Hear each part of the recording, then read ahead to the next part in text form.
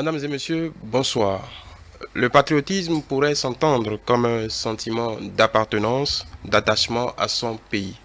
Sa persistance est généralement attribuée à sa fonction de maintien de la cohésion d'un groupe national donné au service de l'État dans la mesure où il favorise le respect, par exemple, des obligations civiques dans la société. Mais le patriotisme n'est pas que ça. Et à l'occasion de la célébration de la 61e année, de notre 61e année d'indépendance, de notre fête nationale, il est peut-être temps, il est peut-être opportun de se questionner sur cette valeur tant promue et qui fait tant parler, et le patriotisme qui est au bout des lèvres de pratiquement tous les Béninois, sans qu'on en sache exactement ce que chacun y met. Ce soir, à l'occasion de ce plateau, nous allons questionner cette valeur, ce mot, ce concept, et voir dans quelle mesure, quel est l'entendement populaire, quel est l'entendement que nous devrions en avoir, et comment ce vocable pourrait nous aider en tant que collectivité nationale à nous émanciper un peu plus et à tendre vers le bien-être collectif tant recherché que d'aucuns appellent développement. Et pour parler de ce thème si important, j'ai avec moi ce soir, j'ai l'honneur d'avoir avec moi ce soir quelques personnalités qui vont nous aider à décrypter, qui vont nous aider au cours de cette émission d'1h30, qui vont nous aider à décrypter un peu ce concept. Je vais commencer par présenter Eugène Azatassou. Il est vice-président, l'un des vice-présidents du parti Les Démocrates. Merci de nous avoir rejoints ce soir. Bonsoir aux téléspectateurs, bonsoir sur le plateau. Merci. En face, j'ai le père Hubert Kérouidé, directeur diocésain de la communication. Oui, bonsoir. Bonsoir aux amis téléspectateurs. Docteur Hervé Benaou, vous êtes socio-anthropologue, enseignant. Bonsoir, François-Xavier Noumon, bonsoir aux téléspectateurs et bonne fête de l'indépendance. Merci, bonne fête à vous également, bonne fête à vous toutes et tous qui nous avez suivis. Alors, mon père, quand nous parlons de patriotisme, qu'est-ce que cela vous évoque? C'est une question bateau, mais bon. Oui, mais il a la patrie. Il y a la patrie. Et lorsque on dit la patrie ou la mort, nous vaincrons, cela veut dire que on a un sentiment d'appartenance à une nation. Ce sentiment est important. Si on n'a pas l'appartenance et qu'on reconnaît son identité réelle comme membre d'une nation, on ne peut pas s'y donner. Et lorsque on est privilégié de naître quelque part et qu'on aime là où on est et ce qu'on est, on peut mourir pour ça. On peut tout donner pour ça. Et je pense que les pays qui ont eu le développement sont des pays qui aimaient profondément là où le lieu où ils étaient. Et pour résumer, je dirais simplement, le patriotisme, c'est la prise de conscience de son identité réelle comme membre d'une nation et de s'investir corps et âme pour que cette nation vive et que tous soient heureux et épanouis dans cette nation. Même question. Merci, je suis d'accord avec la définition de mon père, à savoir que c'est le sentiment d'appartenance à une nation, à une patrie. Mais au-delà de l'appartenance, c'est l'attachement. L'attachement à tout ce qui peut faire le bien-être de cette patrie, l'évolution de cette patrie, le développement de cette patrie au prix de ses propres intérêts, au prix de sa propre vie éventuellement. Voilà. Oui, je crois le padré et M. Azatassou ont déjà dit l'essentiel. Le padré a dit que ça fait partie, ça vient de patrie. Et patrie, quand on questionne l'étymologie, on se rend compte que ça vient du latin patriota, qui vient à son tour du latin pater, qui veut dire père.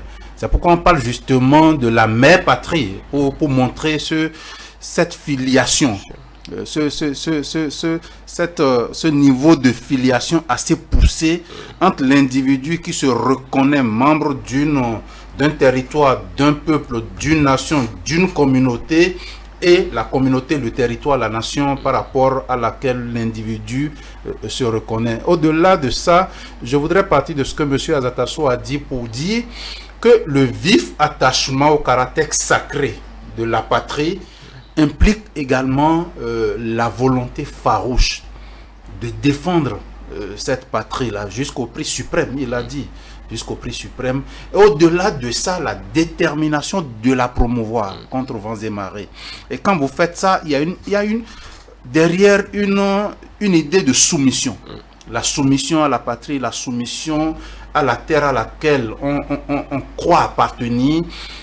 Et derrière, il y a également ce qu'on pourrait appeler un sentiment, une prédisposition à un certain altruisme. Parce que quand vous êtes membre de cette communauté, vous vous y reconnaissez, vous êtes attaché à la communauté, vous êtes maintenant disposé à tout offrir, à tout donner à cette communauté, à cette patrie-là. Donc il y a un caractère fort d'altruisme qui ne dit pas son nom, qui est attaché à la notion de patriotisme. Eugène Azatassou, aujourd'hui, nous fêtons les 61 ans de notre indépendance. Quand on parle d'indépendance, on parle d'autodétermination et le patriotisme est de façon atavique lié un peu à ce thème, à l'autodétermination, en tout cas à toute cette lutte pour l'émancipation. Et si on doit s'attacher un peu au langage populaire, on a les gens, nos contemporains ont l'habitude de dire, bon, avant les gens étaient de grands patriotes. Je veux me questionner un peu l'historicité de ce vocable dans notre contexte à nous. Dans le contexte de notre souveraineté nationale et internationale, oui. Disons que à partir de 1980, la fin du 19e siècle, le territoire qui constituait l'ancien Dahomey avait été soumis par le colonisateur. Quand on dit ça d'ici, on ne mesure pas nécessairement ce que ça s'appelle soumis. C'était des exactions, c'était la brutalité, c'était une soumission totale à une autre patrie. À l'époque, on enseignait même que la mère patrie, c'était la France, que nous étions des descendants de Gaulois. On enseignait ça, il paraît. Bon, moi, je n'ai pas vécu ça. Bon. Et il a fallu 1960. 1960, ça a été l'autodétermination. C'est-à-dire que on a quitté cet état de coloniser pour aller à l'étape de plus de liberté. Et ça ne s'est pas fait tout seul. Ça s'est fait parce que des gens y ont cru, ont travaillé au prix de leur vie. Si on décrit la période coloniale, il y a eu des soulèvements constants contre le colonisateur pour refuser la brimade, pour avoir ce que nous avons appelé l'indépendance par la suite. Donc il y a eu tout ce combat pendant toute la période coloniale, dont le point culminant a été le 1er août 1960 avec notre indépendance. Pour se battre contre cet état de choses à l'époque, il fallait avoir un sentiment patriotique très fort, le patriotisme chevillé au corps, parce que ce n'était pas donné. C'était pas donné. Et toute remise en cause était brutalement réprimée. Remise en cause vraiment profonde, était brutalement réprimée. Bon, c'est vrai, il y avait certains intellectuels qui surtout n'étaient pas là et qui faisaient des remises en cause, mais bien au couvert. Et c'était toléré. Ça a fait... D'ailleurs, il est partisan de la négritude, tout ça. Bon, mais ici, toute remise en cause, que ce soit sur le plan intellectuel ou sur le plan pratique, était brutalement réprimée. Sur le plan intellectuel, je me rappelle des intellectuels comme, je crois, Azoumen, comme pas Azoumen, comme, je m'excuse, le Porte-Novien qui a été déporté, enseignant, voilà, et qui a été déporté parce qu'il n'acceptait pas ça, qui était traité de tout les noms. C'était un bandit, c'était comme à d'autres époques. On a eu à d'autres époques, on a eu des anarcho-gauchistes, et puis plus récemment, on a des terroristes. Je n'ai pas encore là, mais c'était pas donné. Et il fallait effectivement, pour le vouloir, s'y consacrer au risque de perdre sa liberté, au risque de perdre sa vie. Il y a eu des massacres. Il y a eu des massacres d'hommes. Les révoltes étaient noyées dans le sang. Et pourtant, ça n'empêchait pas de reprendre. Donc, effectivement, ça a été... Évidemment, c'est une indépendance que l'on peut, suivant les postures, que l'on peut... On peut dire qu'il n'était pas vraiment totalement achevé, mais ça, c'est autre chose. Ce que les gens ont voulu et qu'ils se sont consacrés, ils ont consacré tout leur patriotisme à cela, c'était réellement une indépendance. Voilà. Mon père, on se dit que ce sentiment n'est pas un sentiment de fait, ça se construit forcément. Le patriotisme n'est pas quelque chose d'inné, quoi qu'on puisse en dire, c'est un sentiment qui se construit. Est-ce qu'on peut dire que quand on revient aux années décrites par Eugène Azatassou, que ça a été un tournant de ce sentiment d'appartenance à une entité commune, à une projection de vivre ensemble? En tout cas, est-ce que ça, pour vous, ça a été le tournant de la création de cette conscience collective? Moi, je pense qu'à chaque maturité, il y a toujours une conjugaison d'événements qui concourent ou qui peuvent aider à faire éclore enfin quelque chose qui fait partie d'un combat. Et je pense que notre hymne national dit très bien que ceux qui ont travaillé et bâti le pays dans un combat éclatant au prix de leur sang, vous aussi accourez maintenant pour construire l'aujourd'hui de notre nation. Et avec ce que papa a énuméré tout à l'heure, il y a aussi la conjugaison de l'événement de la Deuxième Guerre mondiale qui a permis de voir aussi que celui qui nous écrase peut être aussi vulnérable et aussi peut être combattu correctement. Et je pense que tout ça là, avec les intellectuels qui sont au dehors et qui soutiennent de leur travail scientifique le même mouvement, un mouvement d'ensemble. Et ce mouvement d'ensemble est appelé de tous nos voeux encore aujourd'hui. À chaque occasion où on prend conscience que il y a la liberté en jeu, le développement en jeu, l'épanouissement de soi et des autres en jeu, si on peut avoir comme un ralliement autour d'un objectif commun. Il y a un des anciens politiciens récents qui disait le minimum... Des anciens politiciens récents. Le minimum social commun. Ah d'accord. Albert Thébaïdé, vous voyez, le minimum social commun. C'est-à-dire le minimum d'objectifs communs, si tout le monde peut se rassembler autour de ça et créer une synergie des forces qui permettent d'avancer ensemble, Et c'est ça qui fera que comme les autres, comme nos pères que nous saluons et que nous saluons leur mémoire, si nous les fils aujourd'hui, nous rassemblons autour, autour d'un objectif commun, je pense que ça va faire renaître encore ce patriotisme qui aussi est le lieu de partage.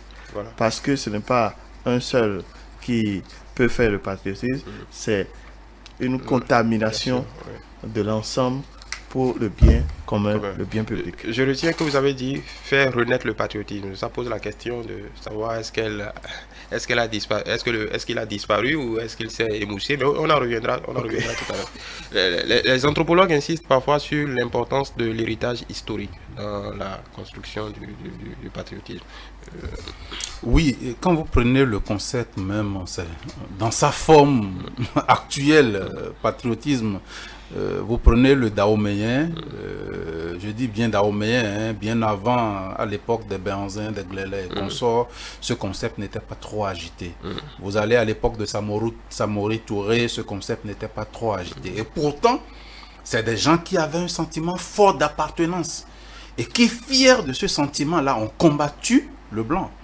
Ça veut dire quoi? Ça veut dire qu'on n'a pas besoin forcément d'aller à l'école du blanc avant d'adopter, d'internaliser, d'accepter que là où je suis né, là, la terre à laquelle j'appartiens est une terre que je dois défendre parce qu'elle m'a tout donné. Et donc, vous voyez, il serait même très intéressant, au-delà de cette émission, de rentrer dans nos communautés pour comprendre un peu comment les gens appellent le patriotisme. Par quel concept est-ce que chaque communauté béninoise désigne ce concept de patriotisme? Parce que sans ça, vous savez, normalement, on ne doit pas être en train de questionner la nécessité ou l'existence du patriotisme. Non, ça devait être spontané. Parce que, vous voyez, il y a des images qui m'ont frappé. Je suis tombé sur des émissions où on a brûlé le drapeau américain, des Américains ont pleuré. Rien que avoir vu brûler le drapeau a fait pleurer, chialer des gens. Je me demande combien de Béninois aujourd'hui ont ce sentiment fort. Parce que quand vous parlez de patriotisme, il y a les emblèmes qui représentent la patrie et qui vous obligent à un certain niveau, degré de respect. Il y a les symboles. C'est à peine si aujourd'hui le drapeau béninois ne sert pas de drap de lit. Bon. Je sais ce que je dis parce que je l'ai vu. Je suis allé dans des maisons où j'ai vu le drapeau béninois sur des tables. Ça m'a choqué. C'est vrai que c'était usagé, mais ça m'a choqué. C'est pour vous dire à quel niveau on en est par rapport à ce sentiment-là. Il y a quelque chose, il y a eu, vous voyez ce que le doyen Azatassou a dit tout à l'heure, toute l'historicité qu'il a contée, toute l'histoire qu'il a racontée par rapport aux combats qui ont conduit à l'indépendance. La fierté que nos aïeux ont eue à mener ce combat-là, on se demande pourquoi est-ce que tout ça a disparu aujourd'hui. Par quel mécanisme est-ce que l'État béninois est passé, ou le peuple béninois est passé pour que on faiblit de jour en jour par rapport à ce qu'on pourrait appeler patriotisme. Aujourd'hui, ça disparaît. Quand le Béninois en vient à s'en prendre à l'emblème, aux édifices, ça pose un problème. Parce que quand vous parlez de patriotisme, vous parlez de bien public. Forcément. Nous allons insister tout à l'heure sur cette déclinaison, mais vous avez dit quelque chose qui pose question quand même. Vous avez parlé, en parlant du patriotisme, vous avez parlé de quelque chose d'inné. Dans le même temps, intellectuellement, on parle la plupart du temps de construction. Est-ce qu'on est dans une antinomie qui ne dit pas, est-ce que inné, construit, on ne naît pas, en tout cas, vous savez, les bébés qui sont en train de naître tout de suite dans nos centres ne sont pas du jour au lendemain. Non, mais quand le bébé naît, il passe par des étapes de socialisation. Donc, ça se construit. Non, l'étape de socialisation, d'abord, c'est pas l'individu même qui construit d'abord, mais on construit sa personnalité en ancrant dans sa personnalité ce sentiment fort d'appartenance à. D'accord, c'est le rôle du papa, c'est le rôle de la socialité. Papa et parents si nous sommes dans la socialisation primaire, et puis les pères si nous sommes dans la socialisation secondaire. D'accord, donc je ne refuse pas qu'il y a l'élément construction, mais d'abord ça se joue à la maison. Ça se joue dans les pairs, dans les groupes de pairs. Et puis au-delà, l'individu, la société, l'État, les institutions peuvent contribuer à construire, renforcer ce sentiment de patriotisme. C'était important, cette clarification. Nous allons voir cet élément, nous allons partir à la régie, voir un élément. Nous avons posé la question à quelques personnalités. La question était, est-ce que les Béninois sont patriotes? On est allé directement, certains ont répondu, on va les écouter et on revient sur ce plateau. Le Béninois et tous les habitants de la terre sont nés patriotes. C'est hélas au contact des réalités de chaque pays, au contact des réalités de la rue, au contact des réalités de ce que nous voyons faire qui change le citoyen. Et c'est justement pourquoi c'est nécessaire de faire en sorte que l'instruction civique soit au rendez-vous pour que chaque habitant de la terre puisse être patriote dans le milieu où il se trouve. Exemple, quand nous sommes nés, nous recevons l'éducation à la maison, mais nous recevons l'instruction à l'école. Ceux qui n'ont pas eu la chance d'aller à l'école, nous qui animons les organisations de la société civile, sommes en mesure de donner les instructions nécessaires à ce que les Béninois et les Béninoises puissent être au rendez-vous pour qu'au retour à la maison, ils puissent donner l'éducation nécessaire à la maison. L'enfant qui va apprendre à l'école cette instruction civique, en revenant à la maison, dira à son papa, on nous a appris à l'école que le bien public doit être respecté. On nous a appris à l'école que la bonne gouvernance doit être au rendez-vous. Papa, maman, quand tu iras au travail, fais en sorte que notre famille soit sauvegardée. Le bien public doit être respecté. Tu dois respecter les procédures. Tu dois respecter les lois de la République. Tu dois respecter les décisions de justice. Tu dois faire en sorte que tu puisses faire le travail comme il faut. On a dit 8 heures ou 7h30 de travail. On n'a pas dit 8 heures ou 7h30 de présence au travail. Vous allez au travail, vous devez travailler. Beaucoup de gens parfois viennent au travail, se lèvent pour dire « il s'est levé ». Non, ce n'est pas un bon comportement. Il faudrait que nous puissions mettre le temps qu'il faut à la disposition de l'administration pour faire le travail pour lequel nous sommes payés. Il y a des gens qui sont vraiment patriotes. Il y a du haut jusqu'en bas, on trouve ceux-là qui sont vraiment patriotes et qui travaillent pour l'évolution du Bénin.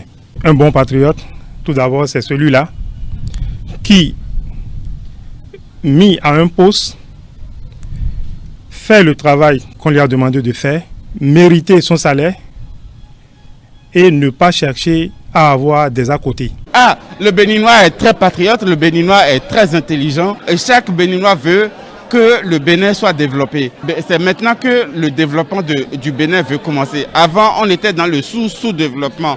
Grâce à notre président Patrice Talon, le premier patriote et notre guide éclairé, nous sommes en train d'aller très loin. Aujourd'hui, il y a un sentiment qui est là, il y a une résilience qui est là. Vous savez, lorsque j'ai vu la frontière du Nigeria se fermer, j'avais peur comme tout le monde et au début les Béninois se plaignaient. Mais à un moment j'ai commencé à lire sur les réseaux sociaux, mais qui n'ouvrent pas, qui gardent leurs frontières fermées, on se débrouille, on s'en sort. Et c'est ça, c'est le début du nationalisme, c'est le début du patriotisme. Le patriotisme, ça se dessine par le chef de file. Et quand on parle d'un pays, nous sommes dans un État souverain, nous avons une autonomie et on a un chef qu'on a élu légalement et selon les textes avec une voix, une majorité bien écrasante qui le rend confortable dans sa position de pouvoir poser les actes. Et quand vous parlez de patriotisme, cette volonté doit venir émaner de ce chef de file qu'est le chef de l'État. Et vous le constatez avec nous ensemble que ce patriotisme se fait imprimer par lui d'abord, par le chef de l'État et que tous les Béninois doivent pouvoir en être reconnaissants. Si je dis que le Béninois n'était pas patriote, ceux qui le sont seront offusqués. Il nous faut, vous savez, c'est une marche vers, c'est un cheminement, d'accord, le patriotisme. Je pense qu'on ne peut jamais se satisfaire de son niveau de patriotisme, d'accord. C'est un engagement, il faut toujours tendre vers. Donc nous tendons vers, il faut que ceux qui n'y sont pas encore fassent plus d'efforts et ceux qui pensent qu'ils le sont suffisamment essaient de franchir d'autres pas supplémentaires, je crois. Voilà. Voilà, nous avons eu diverses déclarations pour préciser que c'est à part Jean-Baptiste Elias et un autre intervenant, les quelques informations, les quelques réactions que vous avez eues ont été recueillies à la fin d'une des conférences organisées par l'Union progressiste dans le cadre de la célébration des fêtes de l'indépendance. La précision était importante. Le Béninois est-il patriote? Et juste avant de vous répondre, je veux lire cette citation d'un ancien chef d'état-major turc le 14 avril 2019 qui disait sa définition à lui: le patriotisme est bâti sur l'amour du pays qui a à la fois une loyauté raisonnable et un lien émotionnel. Donc il ne peut pas, il y a le raisonnable et l'émotionnel qui se conjuguent en même temps pour faire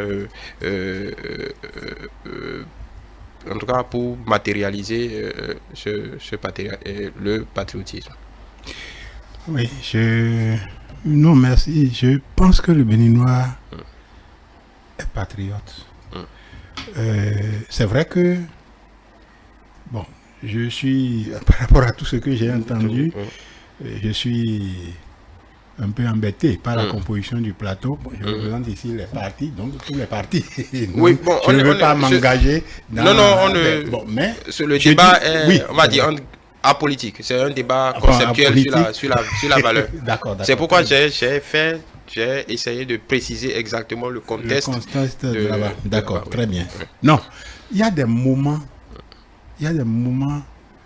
où le patriotisme peut éclore brutalement, nettement. C'est des moments où la patrie effectivement est en danger. Il a parlé du Dahomey.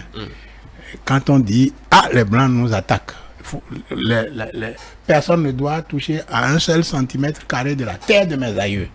Vous voyez, ça permet d'exacerber, de faire éclore le patriotisme brutalement. Quand le colonisateur est là, c'est rude, c'est brutal.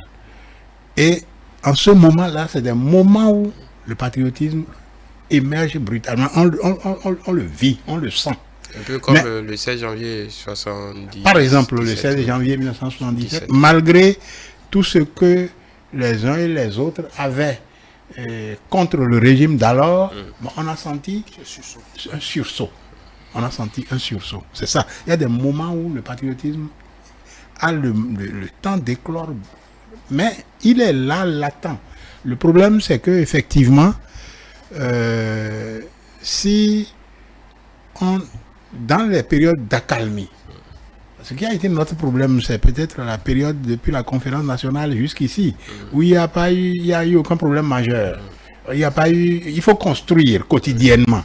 C'est en ce moment que le patriotisme doit effectivement s'enseigner, se construire, pour que les uns et les autres, n'ayant pas un objectif pointu, que les uns et les autres puissent déterminer le patriotisme quotidiennement. Dans leurs actes, dans tout ce qu'ils entreprennent.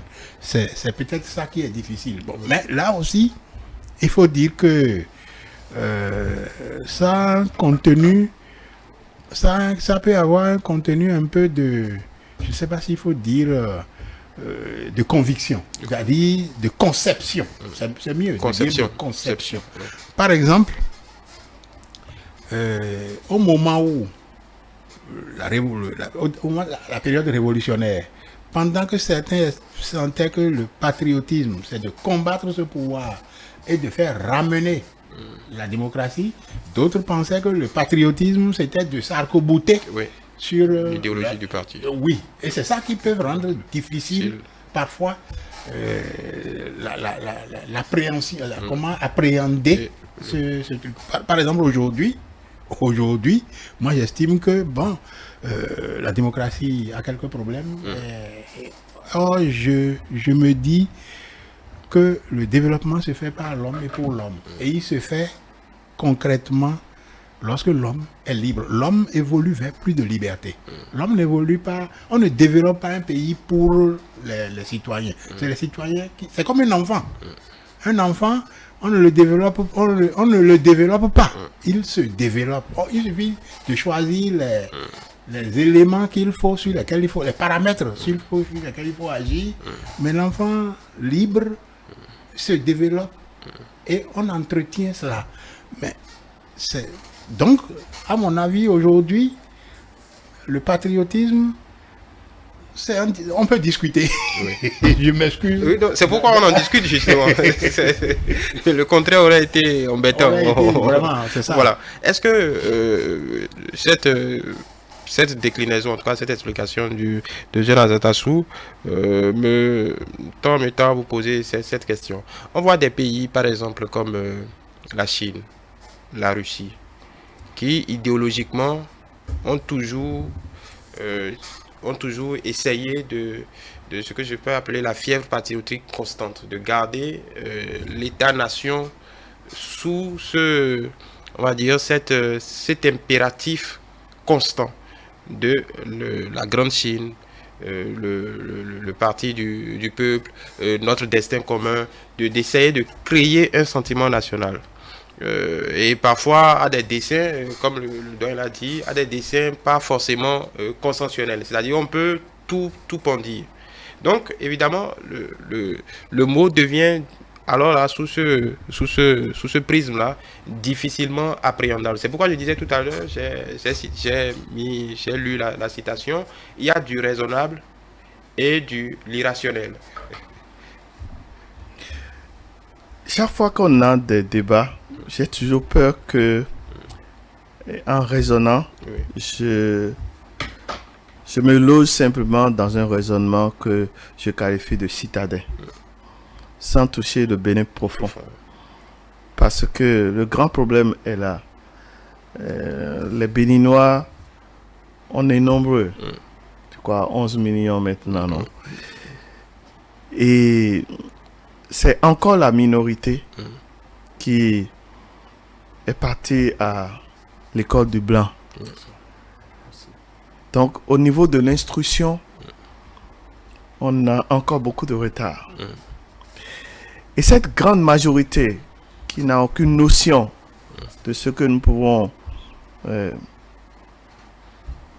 voir comme sentiment d'appartenance, ils sont profondément béninois. Si vous allez dans le Bénin profond, à leur manière, ils sont patriotes.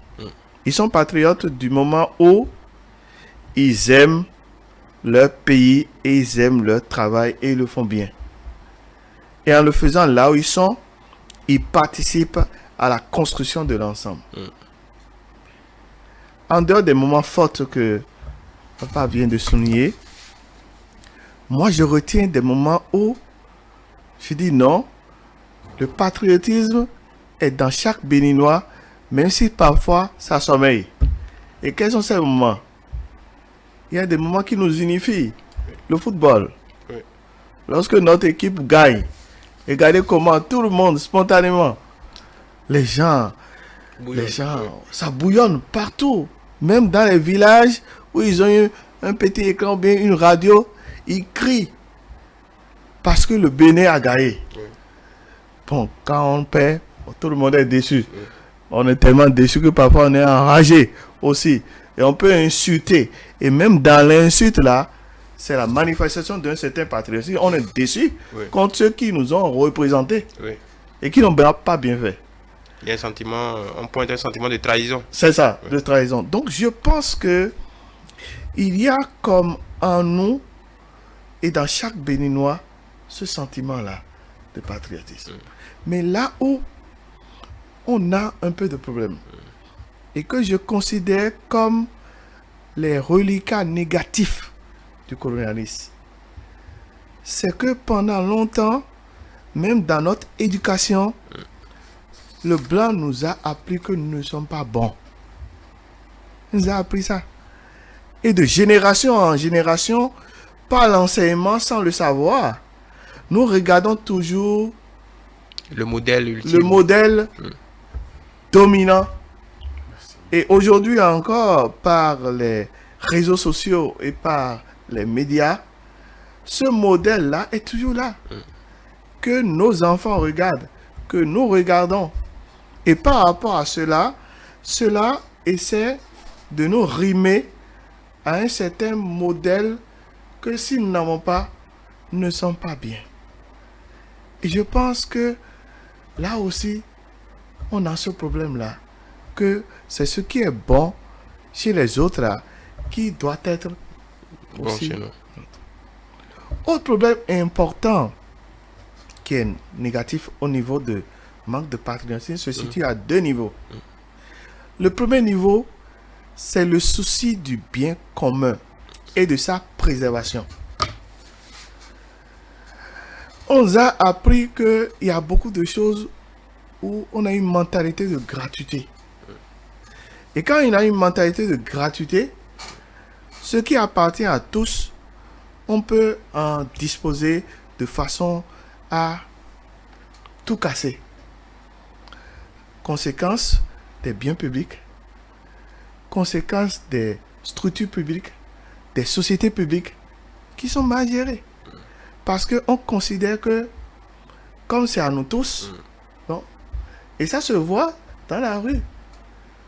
Lorsque j'interpelle quelqu'un pour dire, ah, on a planté des arbres, on ne va pas uriner là. Tantôt, regarde. La personne me retoque. S'il avait ce sentiment-là, il allait faire autrement. Et je pense que c'est là où ça manque. Gaspillage des biens publics, destruction de biens publics, sans ce sentiment-là. Je pense que c'est un travail qui revient aux gouvernants dans les différents démembrements, jusqu'aux plus petits dans nos villages. Enseigner cela, instruire et amener les parents dans chaque famille à dire tout ce qui est public doit être protégé. Un attachement, comme on dit, identité et attachement. Hélas, je voudrais dire que le patriotisme, que je peux qualifier de politique, est dans un état peut-être comateux. Comateux. Le patriotisme politique. Est dans un état comateux. Parce que plusieurs personnes politiques n'arrivent pas vraiment à se donner complètement et à mettre l'intérêt national au-dessus de leur propre intérêt. On a beau pénaliser, il arrive des moments où quand l'un ou l'autre des chefs d'État qui nous ont gouvernés, ils vont tirer les oreilles de l'un et de l'autre, mais on dirait que à chaque tournant, ça revient. Et donc, là aussi, il y a un travail qui revient aux politiciens et à la société civile de se donner la main pour avoir une conversion de mentalité au niveau du bien public. Okay. Voilà. Là, on a une déclinaison, on l'avait entendu aussi dans les éléments qui sont passés. Là, on a une déclinaison concrète du patriotisme qui peut parler, par exemple, à ceux qui nous suivent. L'attachement au bien public, l'attachement, en tout cas, à ce sentiment national là qui fait qu'on passe l'ensemble, le bien de l'ensemble au-dessus de son propre bien. Donc je voudrais pas encore répondre à cette question pour vous, les Béninois et le patriotisme. Oui, en fait, je l'avais dit, je remercie les uns et les autres. D'abord le padré, puis le doyen Azatassou, également ceux qui sont intervenus dans l'élément que vous avez passé.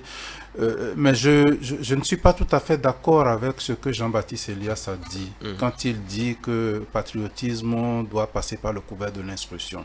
Et le padré l'a dit tout à l'heure. La majorité des Béninois sont à 70% analphabètes. Il y en a qui n'ont jamais mis pied à l'école. On ne peut pas dire que tout de go, parce qu'ils ne sont pas allés à l'école, ils ne sont pas patriotes. Je ne suis pas d'accord. Je ne suis pas du tout d'accord. On n'a pas besoin d'aller à l'école avant d'être un patriote. Non, ça ne s'enseigne pas forcément dans les 4 murs d'une salle de classe. Non. J'ai dit tantôt que par le canal de la socialisation, on peut enseigner, inculquer les fibres patriotiques à un enfant, que ce soit la socialisation primaire ou la socialisation secondaire. Et vous avez bien fait d'évoquer le cas de la Chine. C'est notamment à travers l'éducation que ce soit à la maison ou à l'école, que ce sentiment fort d'appartenance à une nation forte est inculqué. Oui, d'aucuns parleraient de conditionnement. Oui, qu'importe. Qu'importe. Mais vous les voyez en dehors de la Chine, ce sentiment reste très fort. Oui, pourquoi c'était pas juste une boutade? Parce que l'exemple que vous prenez, sans faire de procès d'intention, là, c'est pourquoi je l'évoquais tout à l'heure, est-ce que c'est pas, il n'y a pas des degrés de conditionnement, d'endoctrinement, parce que au si on prend le cas de la Chine par exemple, c'est vrai, on peut mettre ça en rapport avec les résultats extraordinaires que ce pays a et sa place aujourd'hui, son poids sur la scène internationale. Mais après, est-ce que ce conditionnement, cet endoctrinement ne vient pas annihiler la liberté individuelle? Je mets ça en opposition à ce que Eugène Azatassou disait tout à l'heure. Oui. Est-ce qu'il faut en arriver à enlever à l'individu une dose de liberté? Je dis juste liberté même de penser. Je ne dis pas encore privation de liberté, ainsi de suite.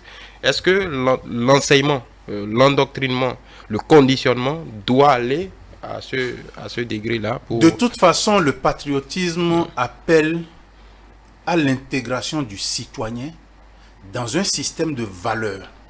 Forcément. Le patriotisme appelle à l'intégration du citoyen dans un système de valeurs.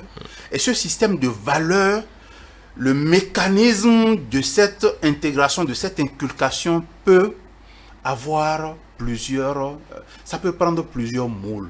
On peut avoir différents types de mécanismes. La Chine a fait son choix. Et vous n'oubliez pas l'histoire maoïste. Exactement. Voilà, donc il y a le passé qui est là, mais aujourd'hui, il y a quand même ce sentiment-là, un peu comme une nouvelle corde qui est tissée à l'ancienne et qui... Mais, quoi qu'on dise, il y a un sentiment fort. Ce n'est pas la même chose. Il n'y a pas eu d'endoctrinement aux États-Unis en tant que tel. Et pourtant, je dis en tant que tel, je ne veux pas rentrer dans trop de détails, mais je sens qu'il y a quand même ce degré de sentiment d'appartenance assez fort. Vous prenez les pays arabes, il y a également ce degré de patriotisme assez fort, certainement fédéré par la religion, mais il y a quand même un ferment qui amène tout le monde à se reconnaître appartenant à telle ou telle patrie. Vous prenez la France, vous avez le chauvinisme, on n'en parle plus trop, mais il y a aussi certains, Rousseau vous parlera du républicanisme, il y a tellement de concepts qui ont tourné du nationalisme et tout, il y a tellement de concepts qui ont tourné autour du patriotisme que je dis pour synthétiser que c'est vrai que ça peut prendre des conceptions différentes. Ce que chacun met dans le patriotisme peut varier en fonction de la position sociale qu'on occupe, de la trajectoire qu'on a suivie dans sa vie, des expériences qu'on a connues. Mais toujours est-il qu'il faut qu'il y ait un ferment commun. Et sur ce ferment commun-là, chacun peut maintenant construire ce qu'il... C'est un peu comme une plus-value à ce ferment commun-là. Mais tant qu'on n'a pas le ferment commun, ça pose un véritable problème. Parce que chacun va se reconnaître béninois à travers tel ou tel élément. Il n'y a pas d'élément fédérateur. Alors que pour qu'on parle de patriotisme, il faut forcément qu'il y ait l'élément fédérateur. Forcément. Oui, chez nous, on a un territoire, on a l'hymne national, on a nos armoiries. Monsieur Noumon, dites-moi combien de Béninois aujourd'hui. Je ne parle pas des Béninois sous la période révolutionnaire. Sous la période révolutionnaire, c'était systématique. Aujourd'hui, dites-moi combien de Béninois, à la vue de la montée du drapeau national, s'arrêtent. Dites-moi, combien? On fera le sondage. On fera le sondage. C'est tellement simple. Je comprends ce que... C'est tellement simple, c'est tellement basique que, à la limite, quand vous vous arrêtez, les gens vous... Vous devenez une curiosité. Oui, vous devenez une curiosité, en fait. C'est un peu ça. Bon, Allez-y. Non. Disons que quand Jean-Baptiste Elias parlait, je ne comprenais pas qu'il s'agit seulement de l'école. L'école. Non. La formation, c'est à tous les niveaux. Même au niveau des partis. Il doit y avoir une formation au civisme, au patriotisme, nécessairement. Ensuite, il faut regarder ce qui se passe dans ce coin du monde, l'Asie. L'Asie. Au Japon, il n'y a pas eu d'endoctrinement. Mais dès l'instant où le Japon a été vaincu, le japonais lambda s'est investi personnellement. Il travaillait sans compter. Il fallait venir leur dire, mais repose-toi. Pour que leur pays rattrape son retard en puissance. Vous comprenez? Donc, ce n'est pas... On ne peut pas... les dragons. Oui. Les dragons Oui, les de dragons l'Asie du Sud-Est. oui. C'est pratiquement la même chose. C'est ça qu'ils ont fait. Corée du Sud, Singapour. Pour passer du pays rapidement de pays pauvres, oui. aussi pauvres que nous là, à pays émergents, et ensuite pays développés. à pays développés. C'est exactement ça. Donc on ne peut pas dire qu'en Chine c'était la faute, l'endoctrinement auquel vous pensez. Non, je ne juge pas. Non, je sais. Mais l'endoctrinement auquel vous pensez, l'esprit humain ne se soumet pas à ça complètement comme ça. Ah non. C'est quand ça entre dans leur conception, dans leur histoire, dans leur mode de vie, que bon, ils accompagnent. Mais si ce n'est pas le cas, c'est pas vrai. Ça, on aurait pu endoctriner ailleurs, ça ne s'est pas passé. C'est pas possible. Et partout où on a essayé ça, par exemple en Allemagne, l'Allemagne nazie, il y a eu un endoctrinement, mais ça n'a pas duré. Ça n'a pas duré. Ça a conduit à la guerre et puis ça a été défait assez rapidement. Donc, non. Je pense qu'il y a, dans cette partie du monde, il y a un aspect particulier. C'est peut-être lié à leur histoire. C'est lié à leur philosophie de vie, à la façon dont ils se sont arc-boutés sur leur culture. Sur leur culture, ils n'ont pas lâché prise. Malgré tout, ils se sont attachés à ça du point de vue, je m'excuse mon père, du point de vue de la religion, du point de vue de la pratique sociale, ils se sont attachés à ça, du point de vue même de la science. Ils ont démarré à partir de là. C'est vrai, c'est pour ça que, effectivement, la façon dont nous avons été modelés par la colonisation est un handicap au patriotisme. Parce que, effectivement, on nous a appris que nous sommes des sous-hommes, que nous n'avons même pas de culture, et nous-mêmes, nous avons épousé ça. Nous accompagnons ça. Tout ça, c'est un travail à faire. C'est un travail à faire pour que nous puissions nous remettre à niveau. Je ne dis pas de retourner là où on était en 1890. Non, on ne peut pas retourner à ça. Mais comment, à partir de notre existence actuelle, à partir de tous les apports, il n'y a pas de culture qui soit uniforme.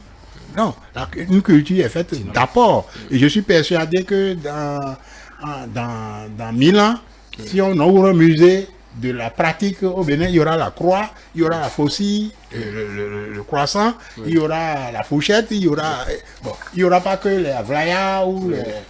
Non, vous comprenez? Donc, une culture, c'est général, c'est toujours tout un mélange. La culture du Dahomey, là. La culture du Dahomey, là où a émergé le vaudou, là. Ce n'est pas que là. Puisque les rois, quand ils gagnaient, ils amenaient le vaudou d'ailleurs pour... et c'est ça, tout ça là qui a formé la culture. Donc, moi je pense qu'il y a une profonde réflexion à faire par rapport à ça pour effectivement essayer de décaper tout ce qu'il y a et nous permettre d'avancer. Il y avait un moyen qui avait été trouvé, je pense, c'était le service militaire, pour inculquer déjà quelques notions d'attachement, puisque vous parlez d'enseignement, d'instruction tout à l'heure, et déjà, en tout état de cause, la notion de patriotisme qui renvoyait souvent au sacrifice de soi a été toujours liée à l'armée, aux militaires, aux forces de défense, et ainsi de suite.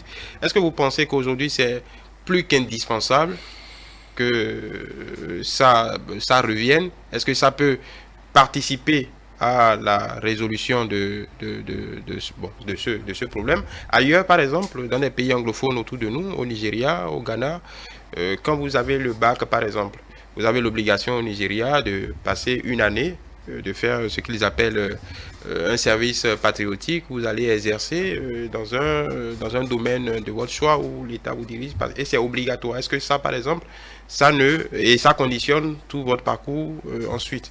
Est-ce que ces quelques exemples pris, pas par hasard, mais bon, qui ont existé, peuvent participer à l'instruction dont le docteur Benahou parlait tout à l'heure, à part l'école traditionnelle? C'est possible, mais moi j'ai toujours peur d'un endoctrinement continuel et qui prend le caractère ludique. Parce qu'on parle de l'endoctrinement de la Chine, parce que peut-être c'est un caractère militaire, mais l'endoctrinement ici que j'ai souligné tantôt, par les réseaux sociaux, c'est là, c'est présent. Oui. Pas même l'instruction civique et militaire de nos pays, puisque veut ou pas, nos pays sont encore dépendants économiquement, et pour plusieurs choses, nous avons besoin de soutien des autres. Et ils ne peuvent pas venir à notre secours sans nous imprimer leur regard patriotique. Et ce regard patriotique peut prédisposer et nos gouvernants et les gouvernés à une même ambiance patriotique étrangère. Et ça, c'est le danger. C'est le piège constant. Et qui, c'est vrai, papa a souligné tantôt que la culture est dynamique. La culture est dynamique. Ça s'enrichit grâce à la rencontre et aux rencontres culturelles des autres. Et ça se construit constamment. Et nous espérons que ceux qui ont la chance de prendre conscience de ça, les intellectuels de nos pays, les anciens de ce pays, le dimanche dernier au niveau de l'Église catholique, le pape a décrété la journée des grands-parents, qui sont des bibliothèques vivants. Donc ceux-là qui ont aussi participé à notre pays, il peut y avoir un creuset de réflexion pour qu'on trouve des voies et moyens pour permettre à tous les citoyens d'être éduqués. L'exemple que vous prenez, c'est seulement pour ceux qui ont fini le collégial. Et les autres. Il y a aussi le problème des autres. Et comme ceux qui ont fini, qui sont venus à cette étape-là, sont toujours minoritaires, c'est vrai, il faut commencer quelque part. Oui. Mais je pense qu'il y a un travail qu'on avait au temps de PRPB, on chantait partout, hein, il y avait les cellules dans tous les campements de notre pays, dans tous les villages de notre pays où il y avait, on chantait beaucoup, on faisait beaucoup de choses ensemble. Mais je pense qu'il faut trouver un moyen pour permettre cette éducation-là. Comment y arriver? Peut-être on va suggérer des séminaires de réflexion aux démocrates pour essayer Avant de donner la parole, avant de vous donner la parole, docteur, mais justement, quand on porte un regard sur toute cette période du PRPB, avec en tout cas ce conditionnement aux valeurs patriotiques, la question est de savoir pourquoi ça s'est aussi vite délité. Même si les contemporains de cette époque ont gardé ce reliquat en eux et certains peut-être en font la démonstration. Mais pourquoi 17 ans, on va dire, de marxisme-léninisme? Je ne vais pas faire le procès de l'idéologie, mais qui avait ce corollaire-là, qu'aujourd'hui d'aucuns trouvent positif pour notre histoire, parce que bon, les Béninois avaient à cœur le bien collectif, ainsi de suite. Mais on se dit pourquoi juste après, avec la transition à la démocratie, tout ça s'est évaporé comme si ça n'avait jamais existé en fait. Non, le problème c'est que au Bénin, en Afrique en général, au Bénin en particulier, nous avons l'habitude de faire semblant. C'est-à-dire que c'est ça le problème. Par exemple, moi j'ai combattu le PRPB. Oui. Sous quel prétexte?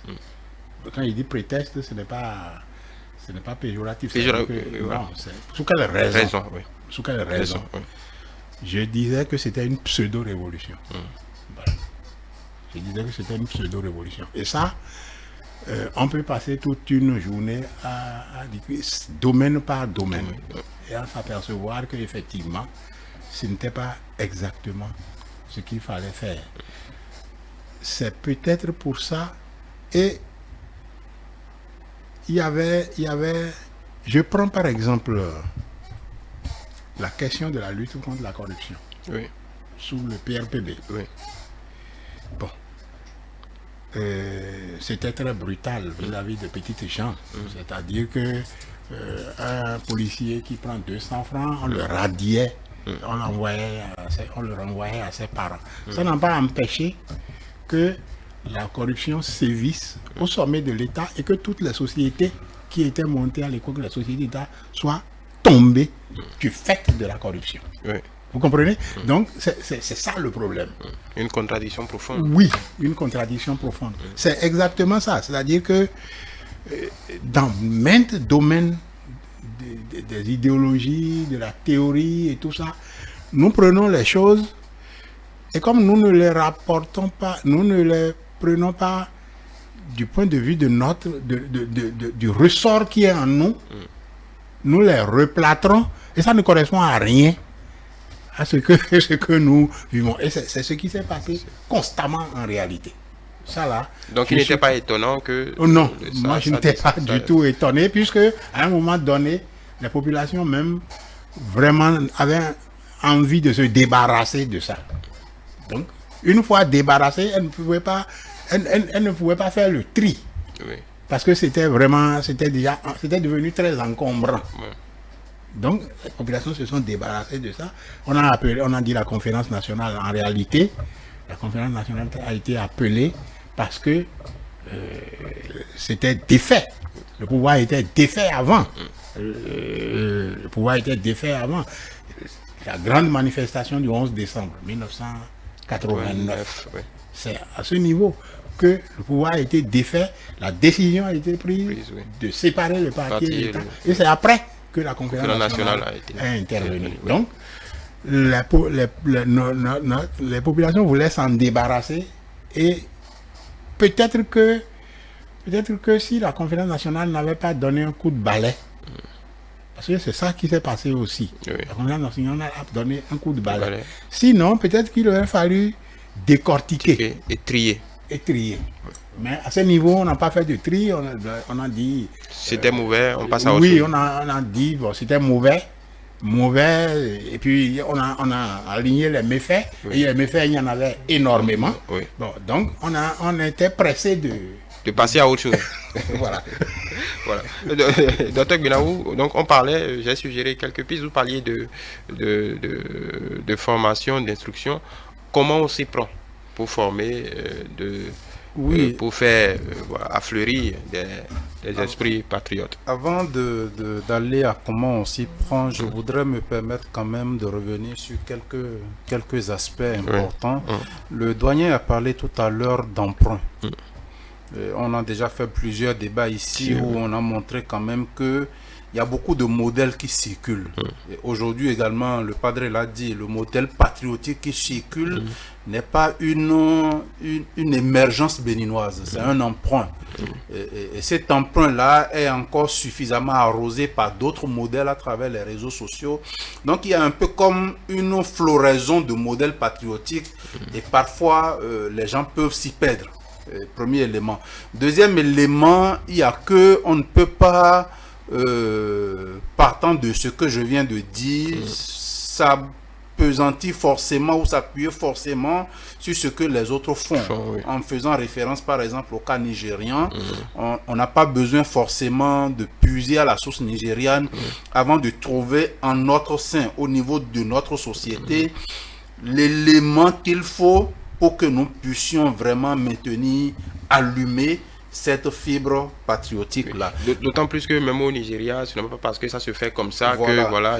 Donc, troisième élément que je voudrais évoquer, c'est, j'ai dit qu'il faut une intégration du citoyen dans un système de valeurs patriotiques.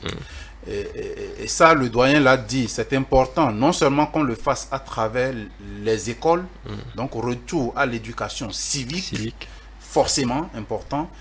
On doit le faire également dans les partis politiques. On en fait aussi déjà un débat ici où on a fondamentalement insisté sur cette nécessité de l'éducation citoyenne et patriotique dans les formations politiques. Et la nouvelle charte des partis politiques offre ça, puisque tous les partis politiques doivent avoir une école de partis politiques. Et donc cette école-là, c'est une école qui est appelée à former les militants à la vie citoyenne, à la vie patriotique. Donc il y a déjà quand même une disposition qui permet de le faire. Au-delà de ça, dans nos sociétés, les canaux d'éducation qui existent, notamment la socialisation secondaire, il faut qu'on identifie ces canaux-là et qu'on passe à travers ces canaux quand on se serait entendu. Oui. Pour que ceux qui nous suivent comprennent, la socialisation secondaire, c'est hors de la famille. C'est hors de la famille, c'est entre les groupes de pairs, la socialisation, que l'éducation en tout cas de la société. À l'époque, quand tu fais quelque chose dans la rue et que quelqu'un voit que tu as mal agi, on peut te talocher.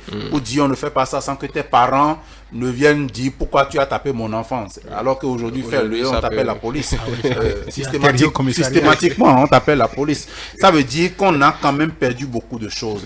Et quand vous avez évoqué tout à l'heure la période révolutionnaire, ça c'est une petite virgule que je fais, au-delà de ce que le doyen a dit, il n'y a que on a cultivé le nihilisme dans ce pays. Ce qu'on pourrait appeler l'iconoclasie. C'est-à-dire tout ce qui est passé avant que nous ne venions est mauvais et il faut passer la main dessus. Et on a passé le temps sous la période, juste après la conférence nationale, à taper du poing sur... C'est-à-dire on a dénigré systématiquement tout ce qui a été fait sous la Révolution et les acteurs, on les a peints en noir. Ça a fait que les valeurs positives qui avaient été promues à l'époque, les gens ont tout fait de les oublier, pensant qu'on aura d'autres modèles qui vont s'ancrer fondamentalement sur nos valeurs à nous, mais on n'en a pas eu. Donc, pour finir, je dis au-delà de l'école, des partis politiques, de nos canaux de socialisation dans nos communautés et consorts, il faut maintenant qu'on passe par les organisations de la société civile. Encore que là, il faut qu'ils aient des financements. Quand ils n'ont pas les financements, c'est compliqué pour eux, pour elles du moins, d'aller faire des sensibilisations, de l'éducation pour un changement de comportement. Mais au-delà de ça, il faut qu'on ait, un peu comme le fait l'UP maintenant, au niveau national, des instants, des moments de discussion pour réaviver cette fibre patriotique-là. Je voudrais emprunter, partir de là. Pour rapidement faire l'équilibre, parce que vous avez parlé de UP, certainement que les démocrates sont invités aussi à faire ce... Non, chaque parti innove. Chaque parti innove. Les démocrates sont là, ils vont innover. Donc on attend de voir leur innovation, justement. Mais là, c'est le cachet UP qu'on voit actuellement. Peut-être qu'un autre parti demain sortira un autre cachet, on ne sait pas. Voilà. Ça, c'était pour la parenthèse. Pas forcément parce que je suis UP ou autre chose. Mais je voudrais dire que les religions nous offrent quand même un canal assez puissant d'éducation à la vie patriotique.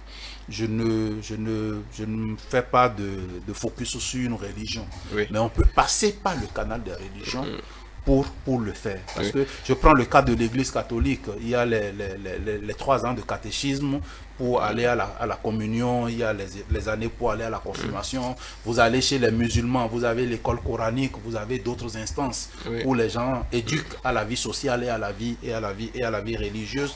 On peut également passer par ces canaux-là pour inculquer la fibre patriotique. Donc comment le faire, voilà ce que vous m'avez tendu la pêche et je vais la saisir. C'est pas fortuit que nous ayons tenu qu'un religieux soit avec nous. Évidemment la religion, qu'elle soit catholique, musulmane, toutes les grandes, en tout cas tous les systèmes de croyances sont un attachement à l'éthique, aux valeurs. Donc on se dit que cette notion du patriotisme est évidemment une notion positive que vous prenez. Mais quand on revient, on va à la source de notre débat, on parlait de colonisation, on ne peut pas ne pas dire, bon, ça c'est pas, vous ne représentez pas l'église, vous êtes catholique évidemment. Quand on retouche à l'histoire, il peut être vrai de dire que par exemple la religion catholique ou on va dire les religions révélées, entre griffes qu'on dit importées, ont participé quand même au déracinement, au dessouchement, ont servi de passerelle pour, disons, créer le vide culturel dont on parle. C'est on va dire, c'est une responsabilité historique. Et donc, la question, est-ce que ça ne donne pas une impulsion de plus, en tout cas, aux religions au système de croyances importés dans nos pays, pas pour se rattraper, mais d'un effort supplémentaire à faire, pas pour se faire pardonner, mais pour contribuer, en tout cas de façon un peu plus visible, palpable et plus incisive à la promotion de ces valeurs-là. Bon, je voudrais d'abord dire que, revenir sur ce que le docteur vient de dire, que il y a pour la formation civique et patriotique passée par les leaders d'opinion, y compris les religions. C'est les leaders d'opinion, ceux qui représentent quelque chose au niveau social, une personnalité corporative, pour permettre à ce que, une fois que eux, ils sont convaincus, mais ils rallient pas mal de monde et de plus en plus, ça pourrait être une porte de sortie. Pour revenir maintenant au niveau de la religion, il n'y a pas de doute que lorsque les colons sont arrivés, nous colonisés, et que en même temps, les religieux sont venus comme missionnaires, ne comprenant pas nos réalités culturelles, et pour éviter que les nouveaux baptisés ne soient mélangés, il leur disait carrément, tout ce que vous êtes là, tout ce que vous avez, c'est mauvais. C'est mauvais. Et c'est un processus qui a permis d'avoir le tout premier prêtre, il y a 90 ans, 91 ans, Thomas Molero. Et de plus en plus, des prêtres. Je suis en train de parler parce que je suis directeur diocésain de la communication 7, mais je suis le secrétaire général de l'Union des prêtres du Bénin. C'est un syndicat? C'est oh, non. fraternité. Vous savez que maintenant, depuis la première ordination sacerdotale jusqu'à maintenant, nous avons plus de 1600 prêtres béninois à travers le monde entier. Et plus on a du monde, plus il faut un creuset justement de ralliement fédérateur. Et ça, c'est important. Et les prêtres qui ont commencé, même dès qu'ils ont eu déjà une cinquantaine de prêtres et qui ont fait des études universitaires, eux, surtout sociologiques, eux, ils sont revenus et disent, attention, nos cultures, les Blancs ne les connaissaient pas. Maintenant, il faut que nous apprenions nos cultures, que nous puissions y tirer ce qui est bon pour construire un nouvel être religieux. Et je pense que au niveau de l'Église catholique, il n'y a pas de... On ne peut pas dire qu'il n'y a pas eu de travail vraiment scientifique à tous les niveaux, au niveau de la compréhension culturelle. Et l'Union des prêtres du Bénin, depuis 3 ans, nous avons initié un retour à la source, c'est-à-dire tous les travaux de nos pères. Parce qu'il y a beaucoup de nos pères qui ont travaillé. Tous ces travaux-là, maintenant, chaque année, nous les synthétisons et nous retravaillons pour que la culture puisse être au cœur même de l'évangélisation. Pour que nous ne séparions pas les deux. Ce que les Blancs nous ont apporté, c'est bien, on prend. Ce que nous, on a de culturel chez nous, on prend. Positif, on prend. Et moi, je pense que quand j'étais parti au séminaire de ministérité, on avait Monseigneur Andoukonou, mais pendant les vacances, il nous a renvoyés tous chez nous. Je suis parti voir le Baba pour qu'il m'apprenne les choses. Et je me suis intéressé à ça pendant longtemps. Et jusqu'à l'heure où je vous parle, j'ai appris tellement de choses au niveau de nos cultures que je ne peux pas être trompé par quelqu'un de mon village. C'est impossible. Je maîtrise l'ensemble des processus culturels et cultuels. Et non seulement ça, même la pharmacopée. Oui. Même la pharmacopée. Où je produis, où je fais des médicaments. Parce qu'il y a une richesse énorme de nos pères. Absolument. Donc maintenant, j'ai une autre crainte. La crainte que j'ai et que je remarque aussi bien chez moi, côté paternel comme maternel, comme chez certains, la crainte que j'ai actuellement, c'est la cupidité citadine qui actuellement est en train de prendre en charge nos cultures. Oui. De sorte que le danger ne reviendra pas seulement de la religion, mais le danger viendra de certaines personnes qui sont lettrées ou demi-lettrées, qui ont vécu longtemps dans nos villes, qui ont fait des coups bas politiques ou administratifs, et qui maintenant, par le concours de la retraite ou bien par les circonstances d'un réflexe politique, veut contrôler le village et s'improvise responsable culturel et détruise de l'intérieur même toute la valeur qui aurait pu nous fédérer. Et détruit ça intelligemment. Ils rentrent là, et comme ils sont habitués à une certaine cupidité, mais ils monnaient ce que nos pères font de façon ordinaire, familiale et fédérateur. Moi, c'est le grand danger. Ça a déjà commencé. Il faut absolument que ceux qui sont ceux qui participent à la protection de nos cultures puissent s'éveiller au plus tôt pour mettre fin à ça. Voilà. Dans votre prise de parole, vous avez parlé de ces hommes et femmes politiques, dans des milieux, bon, en tout cas, qui ressortent du lot de par les valeurs qu'ils prônent.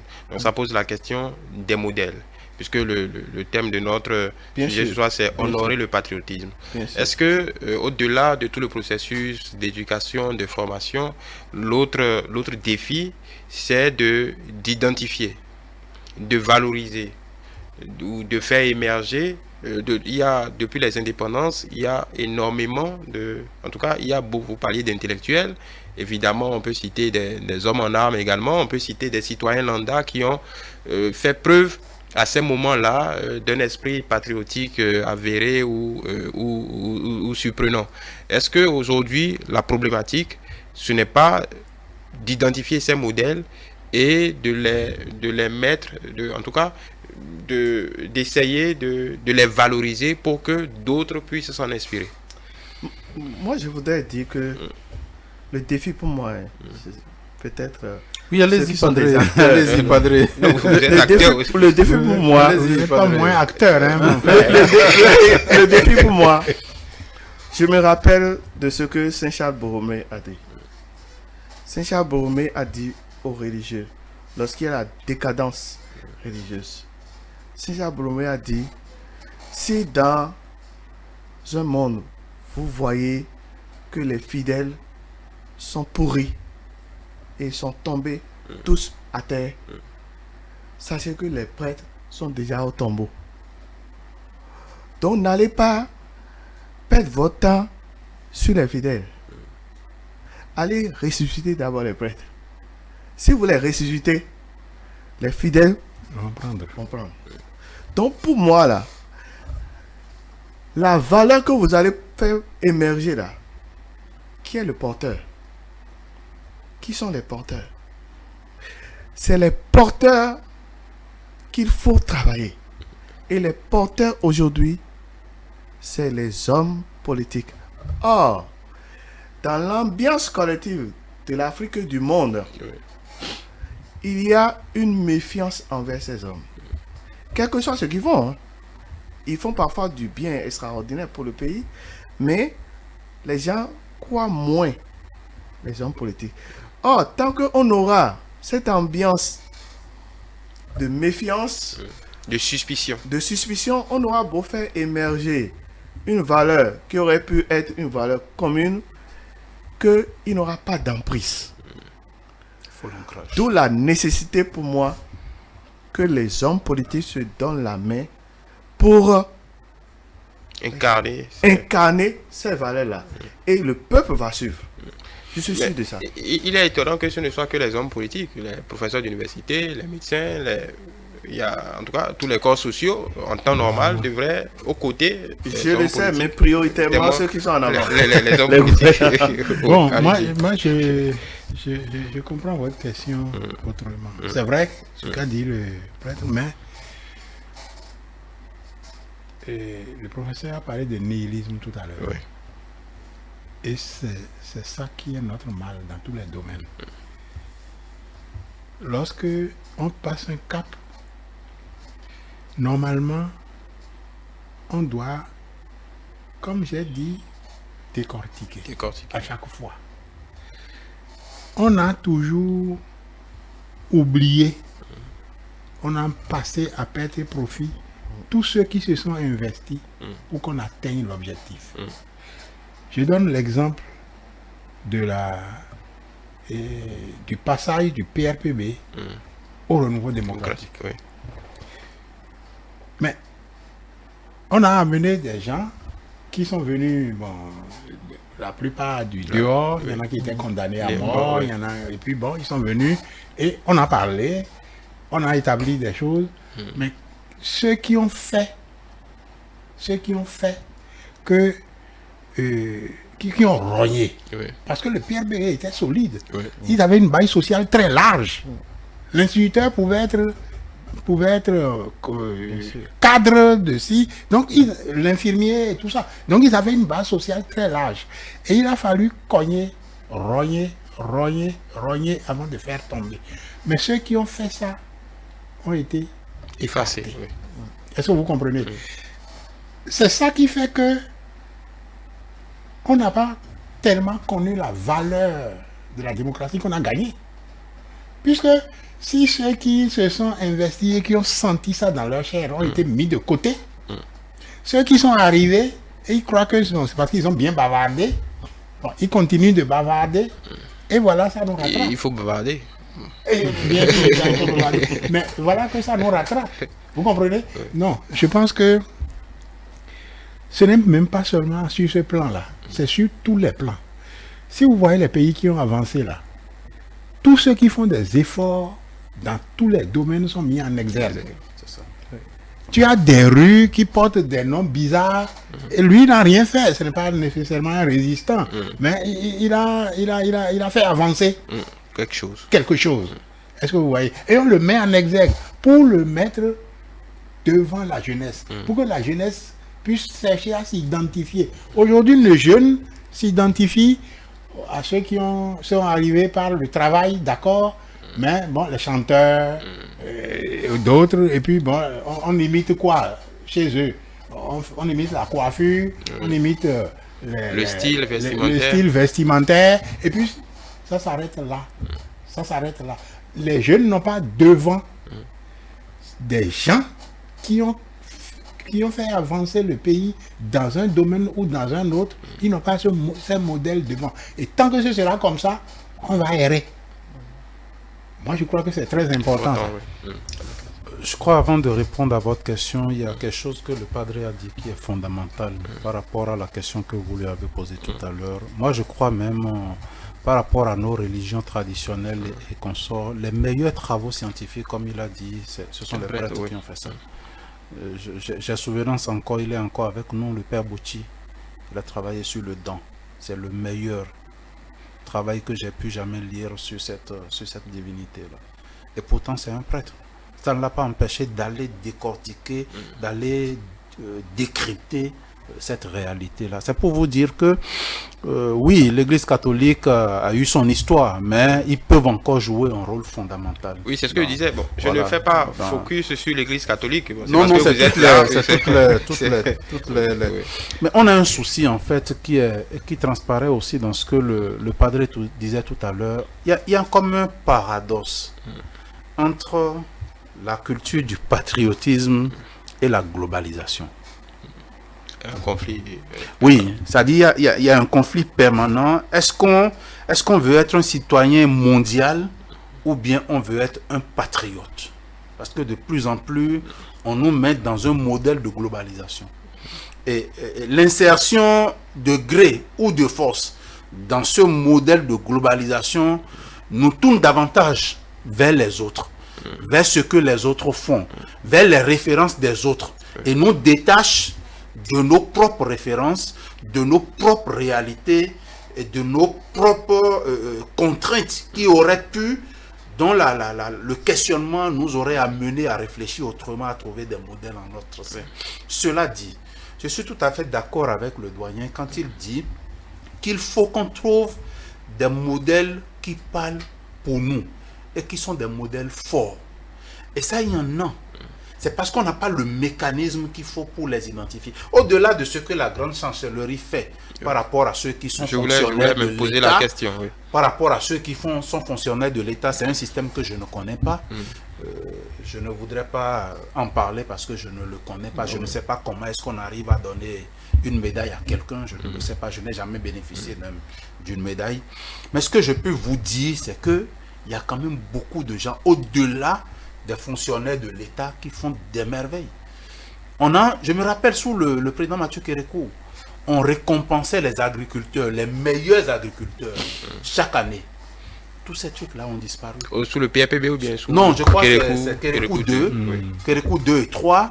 On identifiait dans toutes les contrées du Bénin les meilleurs agriculteurs qui ont fait vraiment des prouesses et on les a menés à Cotonou pour les primer. On leur donnait des médailles, mais au-delà de ça, on leur donnait des ressources pour davantage produire. Et il y a aujourd'hui de l'entrepreneuriat quand même qui émerge au niveau des jeunes, avec tous les startups que nous avons. Les jeunes ont commencé par faire des merveilles. Il faut qu'on trouve maintenant les mécanismes pour valoriser ces contributions exceptionnelles. Sans que ça ne soit politisé. C'est important de le dire, parce que si on politise ça, on ne va pas envoyer le message fort qui est que quand tu arbores un patriotisme assez prononcé dans ton domaine de vie, dans ton domaine d'activité, dans ton domaine de compétences, l'État peut être reconnaissant. Mais si on politise, on va passer à côté de l'essentiel. Oui, peut-être qu'un exemple a été peut-être, disons, symbolique de cette dynamique. Est-ce que, parce qu'il faut déterminer d'abord le mécanisme et qui identifie et qui dit que, par exemple, M. Azatassou pendant son parcours, a fait preuve d'une contribution exceptionnelle au développement du pays dans tel domaine, ainsi de suite. Oui. Je voulais dire, au-delà de ça, par exemple, il y a eu le cas, le mois passé, je crois, à la Cour constitutionnelle, où le président de la Cour constitutionnelle a fait venir Madame Poyon, la première présidente de la Cour constitutionnelle, l'a honorée, a reconnu ses mérites. Et d'ailleurs, je pense qu'il y a beaucoup de bâtiments de cette Cour constitutionnelle qui ont été renommés, en tout cas, du nom de tous ceux qui l'ont précédé à la Cour constitutionnelle. Cet exemple de mettre en avant une personnalité, parce c'était une institution, c'était la première présidente, en quelque sorte, donc une pionnière, en tout cas à ce poste, de valoriser son parcours, ce qu'elle a apporté. Est-ce que c'est de ça qu'on parle? C'est un exemple qui doit faire Flores, ou c'est quelque chose, parce que la difficulté là, c'est le mix. Ça a été fait, la Cour constitutionnelle reconnaît un de ces... C'est plus facile, oui. C'est plus facile. Non. Bon, il a parlé de mécanisme. Il faut déterminer. Il faut déterminer le mécanisme. Mais il faut ça. Il faut ça parce que les jeunes ont besoin de modèles. C'est ça le problème. Les jeunes ont besoin de modèles. Il faut trouver le mécanisme pour leur présenter des modèles. Ça, c'est d'abord même comment repérer le patriote. Comment est-ce qu'on arrive à repérer le patriote? Quel est le dispositif descendant et horizontal qu'on met en place pour repérer le patriote? Comment est-ce que les autorités communales sont mises à contribution pour repérer le patriote? Comment est-ce que les autorités religieuses, les leaders d'opinion sont mis à contribution pour repérer le patriote? Et c'est quoi même le patriote? D'accord? Donc, c'est pourquoi je dis il faut une assise. On peut reprendre le débat. Non, il faut une assise. En fait, ce que je veux dire à travers ça, c'est qu'il faut qu'on ait un élément fédérateur en termes de voilà, quand tu poses tel type d'acte dans tel secteur, on peut te considérer comme quelqu'un qui a manifesté un patriotisme assez élevé. Parce que quand vous n'avez pas les critères d'inclusion, c'est difficile d'aller dire tout de go. Parce qu'il a fait ça, je me rappelle, la fille qui a sauvé les gens du noyade sur le fleuve Niger. Sur le fleuve Niger, elle a été quand même appelée, félicitée, primée d'une manière ou d'une autre. On peut aussi dire que c'est du patriotisme. Bon, voilà, c'est pourquoi je dis il faut qu'on ait un élément, un ferment autour duquel tout le monde est d'accord. Si on est d'accord maintenant, on met en place le dispositif pour aller dénicher les patriotes et pour les primer. Voilà. Il y a des figures qui s'imposent de façon naturelle. C'est pas pour vous faire plaisir, mais par exemple, quand on dit Monseigneur Isidore de Souza, ça s'impose à tout le monde. C'est une valeur. Je pense que même dans 50 ans, même si on n'est plus là, ça c'est quelque chose il y a de ces hommes et de ces femmes qui s'imposent de façon naturelle. Ce que vous avez dit là est tellement important. Vous prenez, excusez-moi mon père, rapidement, vous prenez n'importe quel Béninois. Quand on est au moment électoraux où la situation tangue, vous allez entendre dans les forats des gens, dans des groupes de personnes, qu'aucun bain de sang ne nous éclabousse et ne nous emporte dans cette... Les gens ont gardé cette phrase-là et ça se répète. Ça se répète. Ça veut dire quoi? Vous avez parfaitement raison de dire, ces modèles-là, on en a besoin. Des Souza en est un. Mais au-delà de lui, on a beaucoup d'autres qui sommeillent dans nos sociétés qu'il faut identifier. Voilà. Bien sûr, je voudrais ajouter que il faut entretenir l'histoire. Papa a souligné tantôt que à chaque détour, on balaie. Vous l'avez tous souligné d'ailleurs, on balaie. Mais il faut entretenir l'histoire. Même en parlant de Monseigneur Isidore de Souza. Vous savez, moi j'enseigne à l'UCAO. Les étudiants en 3e année à l'UCAO, en dehors de la phrase là, ne connaissent pas autre chose. Ils ne connaissent pas. La conférence nationale des forces vives de la nation, tout ce qu'on a eu à faire, les gens ne connaissent pas. Donc il va falloir que, encore au niveau de nos gouvernants, en voulant choisir les programmes, qu'on puisse avoir des gens qui vont construire notre histoire. Au fur et à mesure, il faut construire l'histoire et transmettre aux générations de façon constante. On peut ne pas retenir tout ce qu'on a eu à dire à la conférence, mais on peut, à partir de tout ce qu'on a dit, faire un comprimé. Ce comprimé-là entre dans une conception de connaissances à transmettre. Et cela va aider les générations. On apprend les choses des autres. En histoire, Deuxième Guerre mondiale. Voilà, on apprend ça. Bon, on va nous consoler un peu en évoquant la figure de Béhanzin. Mais on laisse tout le reste. Aujourd'hui, moi je pense qu'en dehors des distinctions, des décorations, il ne faut pas qu'une fois que la personne est décorée et qu'on met son nom sur le mur, là, on ne parle plus de lui. Il n'y a rien. Même s'il meurt, on n'entend plus parler. C'est peut-être quand il sera entre ces 10 ans de décès, 20 ans, 25 ans de décès, on évoque ça brièvement. Mais ça n'entre pas dans une histoire collective, mais sectorielle. Et je pense que ça, c'est aussi un défi pour nous. Non, je pense que tout est dit par rapport à ça, parce que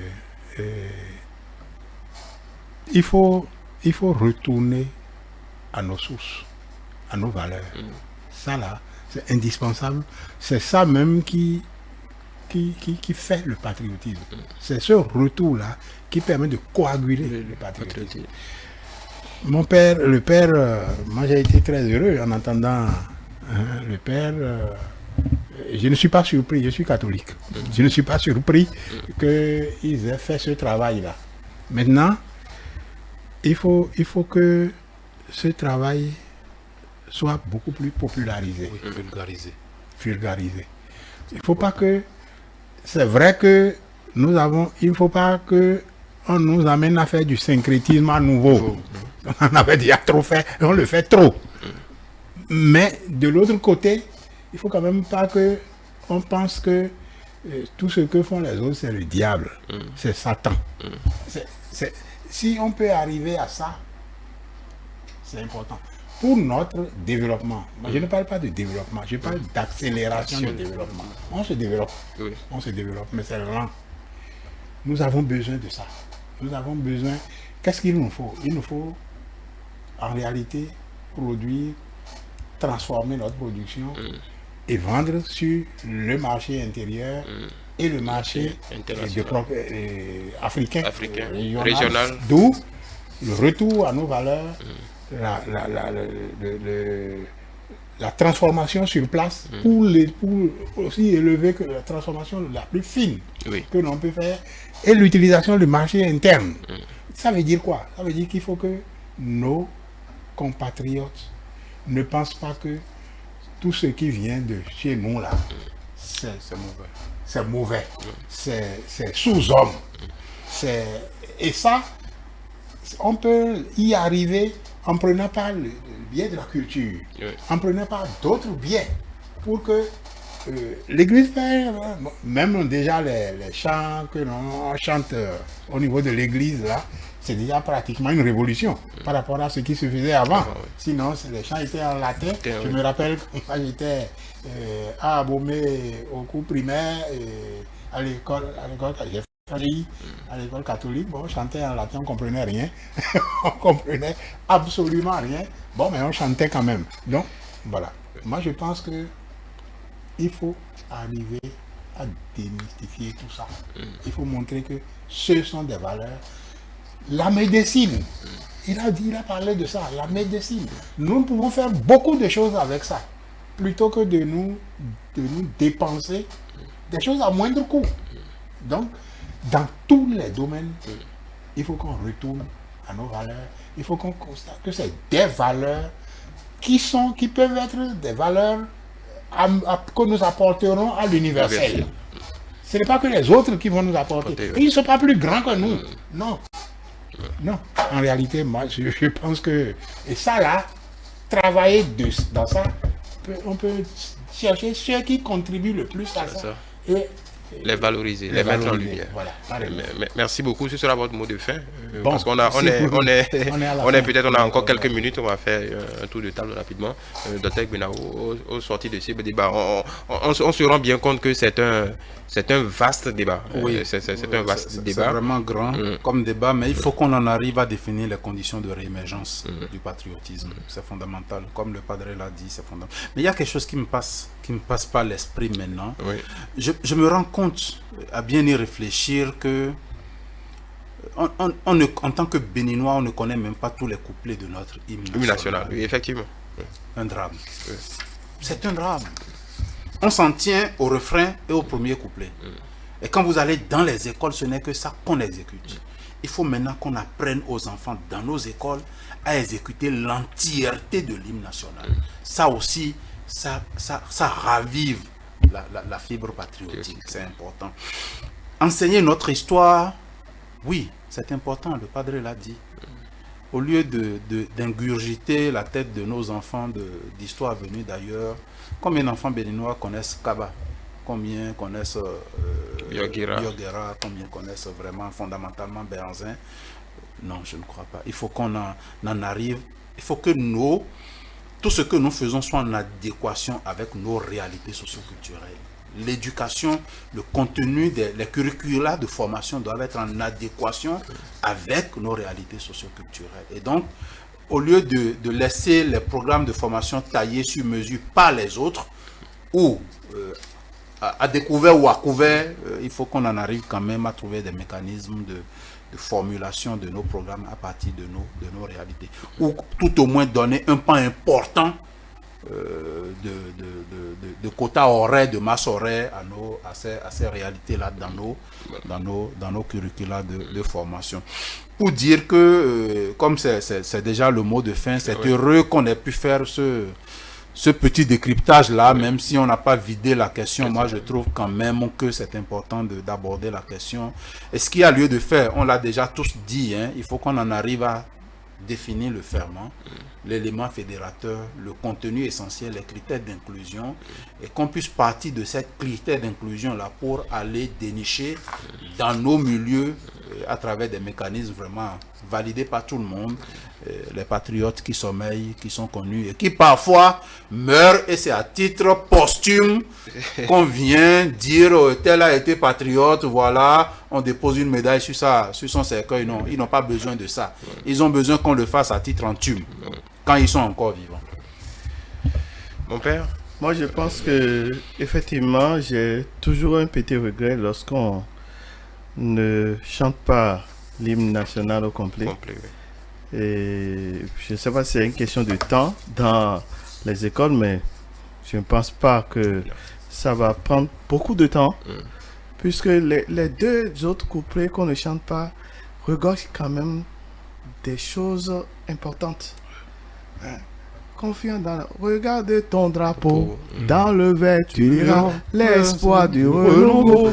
De tes yeux le rouge évoque le courage des plus riches trésors, le jaune est le présage. Et puis la fin même du dernier couplet, ton sol offre à chacun la richesse. C'est ça. Ton sol offre à chacun. Pour que si tu travailles là, tu vas trouver le pain. Et je pense que c'est tout ça qu'il faut. Et je veux terminer en disant à tous les Béninoises et toutes les Béninoises, tous les Béninois et toutes les Béninoises, d'abord bonne fête. Oui. Et pour que la fête soit belle et que le Bénin soit un pays qui nous appartient, que nous aimons, sommes attachés à ce pays, que nous voulons son développement, il faut absolument que chacun de nous y mette de tout son cœur. On dit chez nous, là où est ton trésor, là aussi sera ton cœur.